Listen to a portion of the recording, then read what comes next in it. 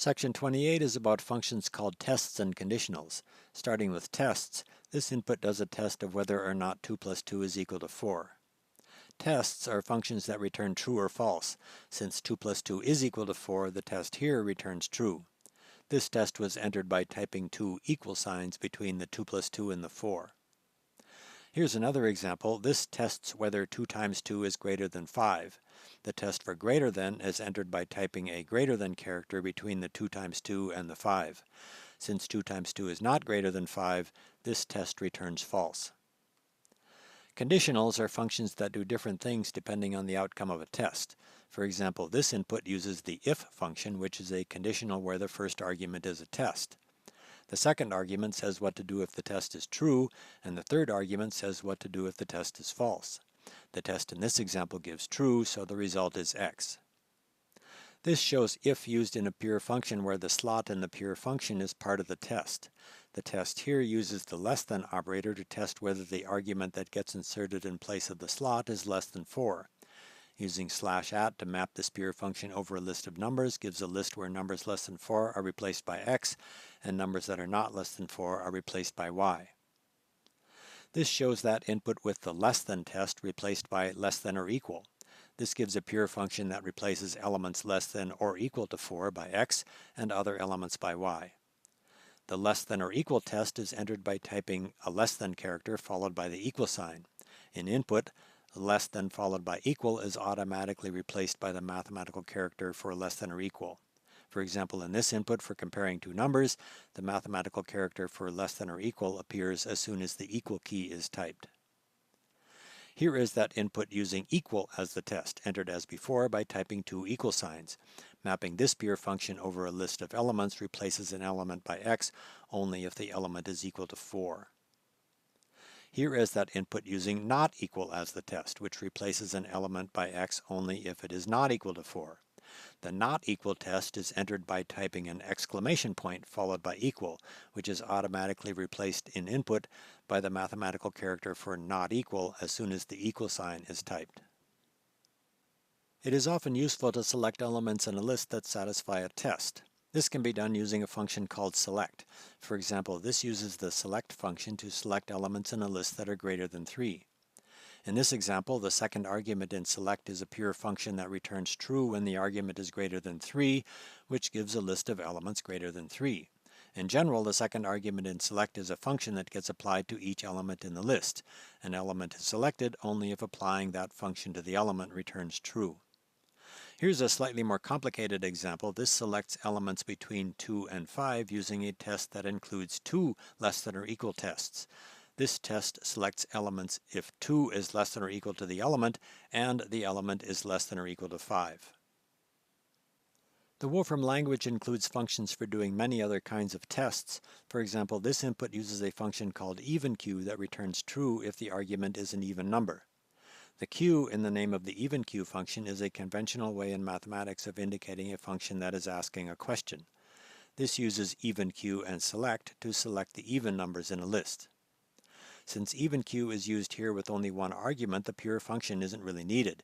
Using evenQ by itself as the test also selects the even numbers in the list. This uses integer q to select all of the integers in a list. The integer q function is a test that returns true if the argument is an integer.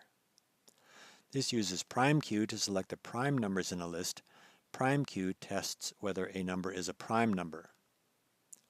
Sometimes it is necessary to combine tests. For example, this uses select and a pure function to select elements that are both even and greater than 2. The two ampersand characters in that input represent and, so this input selects elements for which evenQ returns true and the element is greater than 2. Tests can also be combined using logical OR. OR is entered using two vertical bar characters. For example, this uses OR, entered using two vertical bars, to select elements for which evenQ returns true or the element is greater than 4. Combining two or more tests using OR returns true if any of the tests returns true. This input uses another test operation which is entered using an exclamation point character. The test with the exclamation point returns true if what comes after the exclamation point is false. The effect here is to select elements that are neither even nor greater than 4. Another test function is letterQ, which is used for strings and returns true if all of the characters in a string are letters. For example, letterQ of the string consisting of the letter A returns true, and letterQ returns true for a string with more than one letter if all of the characters in that string are letters. LetterQ returns false for this string because the space between A and B is not a letter. The exclamation point character is not a letter, so this also returns false. This uses the characters function to get a list of the individual characters in a string, and then uses letterQ and the select function to select all of the characters that are letters. Tests can be constructed to do lots of useful and interesting things. For example, this selects all of the words in word list for which string reverse of the word is equal to the word, which means that it selects all of the words that are spelled the same forwards and backwards. Words that are spelled the same forwards and backwards are called palindromes. The memberQ function is a test that gives true if something is an element or member of a specified list. For example, this returns true because 5 is a member of the list 1357. This selects numbers in the result from range of 100 for which 2 is one of the digits. The test in this example is a pure function that uses integer digits to get the list of digits in an integer, and then uses memberQ to return true if 2 is a member of that list of digits. Image instance Q is a test function that uses methods based on machine learning to test whether an image is a particular kind of thing. For example, this shows the image instance Q function returning true when it determines that this image is an image of a cat. This shows image instance Q used in a pure function to select images of cats from a list of images. For one last example, this selects from a list of cities those cities for which the geodistance from San Francisco is less than 3,000 miles. That's the end of the examples for this section. To summarize, here is the programming vocabulary from this section. This section included examples that used a variety of tests, the AND and OR functions for combining tests, and the IF and SELECT functions, which are functions that do different things based on tests. Functions like that are called conditionals. Tests and conditionals are a basic, somewhat low-level part of almost every computer program. You can find more information about tests and conditionals by opening the Wolfram Language and System Documentation Center, searching for conditionals, and choosing the guide page for conditionals, which brings up this page with links to if and select and other conditionals, and within this page is a link to a page called Testing Expressions, which has links to all of the testing functions in the Wolfram language. Here are the exercises from the end of this section. As an example, consider exercise 28.2. Get a list of numbers up to 100 whose digits add up to less than 5. The key to this exercise is coming up with a test that can be applied to a number and that returns true when the digits of the number add up to less than 5. The integer digits function will give the digits of a number. For example, this gives the digits of the number 31.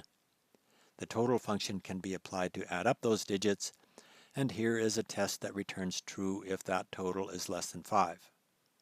A pure function to do that test can be set up by replacing the specific integer 31 with the slot character and putting an ampersand at the end to indicate that this is a pure function. The resulting pure function is a test that returns true when it is applied to the number 31. To complete the exercise, range of 100 gives a list of the numbers up to 100, and the select function can be used with that pure function as the test to select the numbers whose digits add up to less than 5.